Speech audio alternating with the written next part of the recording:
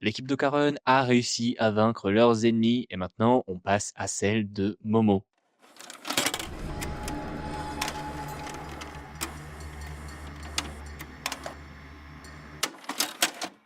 Bonjour à tous et bienvenue pour cette nouvelle review du chapitre 191 de Dan Dan. Ça fait longtemps qu'on s'était pas retrouvé pour une review et on se retrouve pour un super chapitre de transition entre l'équipe d'Okaren qui vient de terminer ses combats et l'équipe de Momo qui se lance dans leur aventure.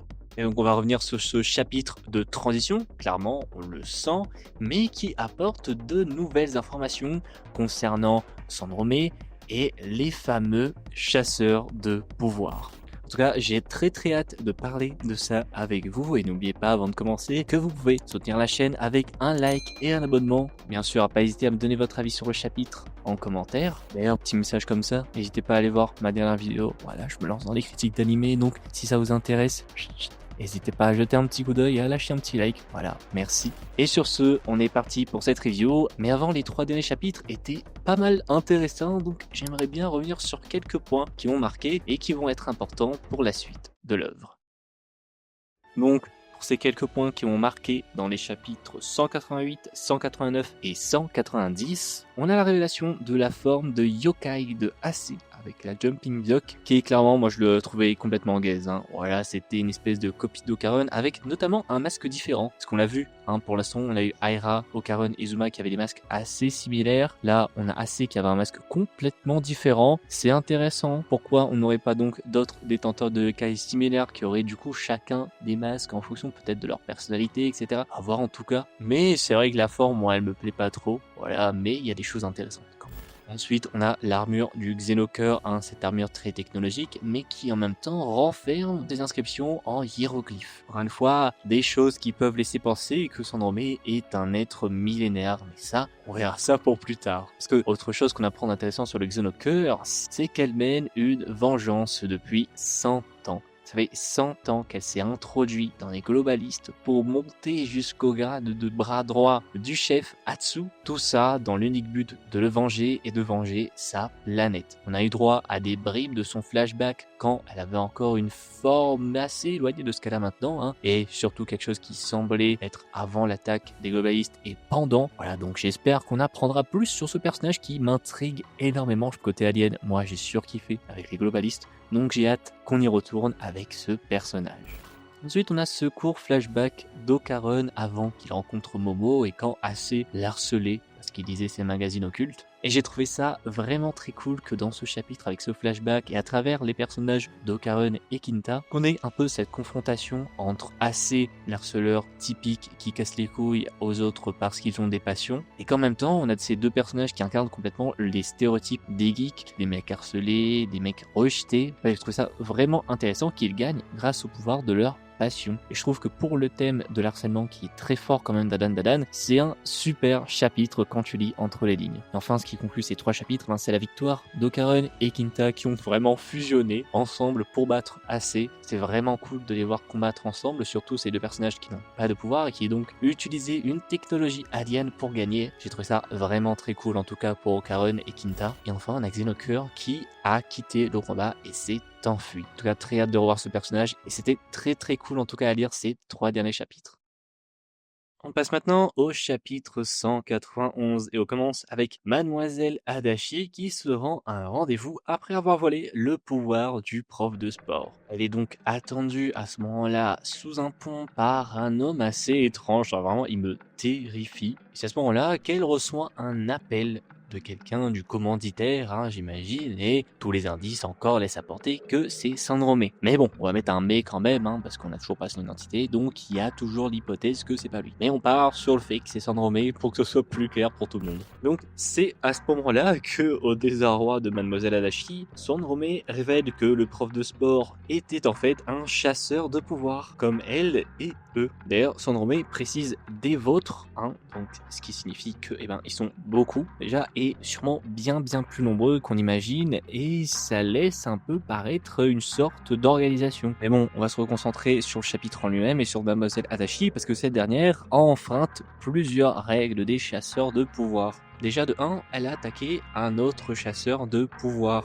2, elle a récupéré son pouvoir. En 3, elle a fait ça alors que Sandromé ne lui a absolument pas donné l'ordre ou le go pour le faire. Et en 4, elle a récupéré les pouvoirs de quelqu'un qu'elle n'a même pas vaincu. Parce que Sandromé le précise, c'est Sa Majesté des Mouches, donc Koki, qui a vaincu le prof de sport et pas de Mademoiselle Adachi. Donc en théorie, c'est Koki qui aurait dû récupérer le pouvoir de ce dernier. Alors là, c'est la merde pour elle parce que en plus de devoir donner le pouvoir du prof de sport, elle doit aussi rendre le sien pour avoir enfreint ses règles. Mademoiselle Adachi, forcément, elle essaie de se défendre, mais Sandromé ajoute qu'elle n'est pas à la hauteur pour ce pouvoir. Là, on a besoin de faire un petit point parce que Sandromé va évoquer un truc ultra important pour le système de pouvoir d'Dandadan, mais il faut revenir à la base pour commencer. D'abord, comment voler un pouvoir? On l'a vu dans les chapitres précédents que ça se déroule avec les Kozuka. Tout d'abord, il faut vaincre un détenteur de pouvoir. Ensuite, il faut le soumettre et lui faire admettre sa défaite. Et enfin, il faut utiliser un Kozuka noir pour prendre le pouvoir. Mais pour qu'un détenteur soit soumis, elle doit le soumettre du plus profond de son âme. Et à ce moment-là, faire attention parce que Sandromé va annoncer un truc de fou pour le système de pouvoir de Dandadan. Il explique que soumettre un détenteur de pouvoir du plus profond de son âme, ça consiste pour les détenteurs les plus forts à briser leur Ido-Cosmos. Là déjà pour commencer, c'est un terme propre à Dandadan. Peut-être qu'il y a des références, peut-être qu'il y a des inspirations. En tout cas, moi, j'ai pas trouvé. Donc, c'est un terme propre au manga. Et donc, Sandromé explique que l'Ido-Cosmos, en fait, c'est un esprit cosmique défiant la mort qui anime de façon variable un détenteur de pouvoir en fonction de la puissance de son pouvoir. Pour la briser et pour les détenteurs les plus puissants, il faut attaquer sans relâche ce dernier par tous les moyens possibles et imaginables. Et donc là tu comprends pourquoi Sandromé utilise les failles d'absolument toutes les personnes qu'il croise pour les utiliser. Voilà, c'est un concept assez intéressant que Tatsu a introduit une nouvelle fois. Je me dis à force il va falloir une vidéo complète sur tous les concepts de pouvoir de Dandadan parce que c'est assez fou. En tout cas ce que nous propose Tetsu, mais ça encore une fois on va le voir plus tard, il va sûrement l'exploiter prochainement, donc on va faire ça ensemble dans la suite. Revenons alors sur l'action du chapitre en lui-même, parce que Mademoiselle Adachi, après tout ça, elle se fait attaquer violemment par l'homme étrange. Et on le voit à ce moment-là qu'elle repense immédiatement à sa mère malade et vraiment ça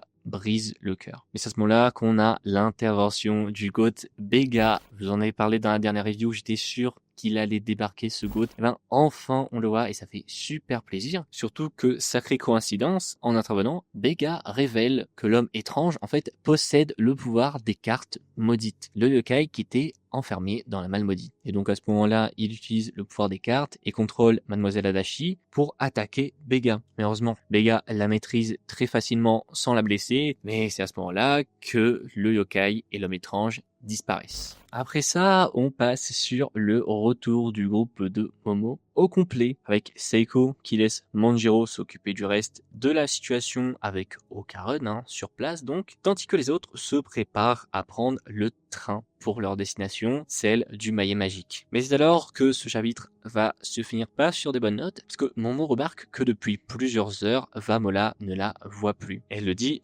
si ça continue, plus personne ne pourra la voir. Et forcément, Momo a peur de devenir invisible comme les lutins de Koki. Donc ce chapitre de transition montre le début de l'aventure pour l'équipe de Momo et la fin des combats pour l'équipe d'Okarun. Voilà donc à la conclusion de cette review.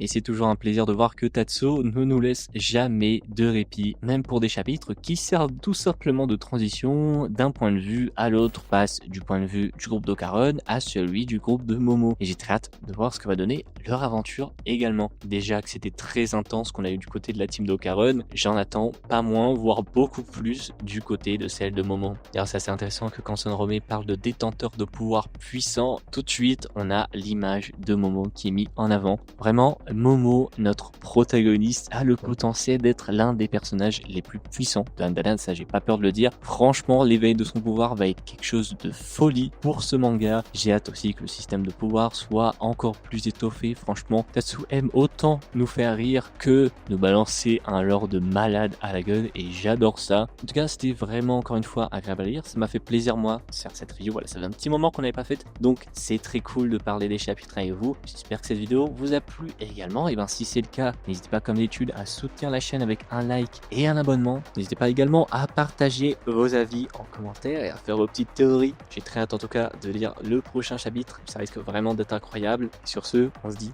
à la prochaine, prenez soin de vos couilles.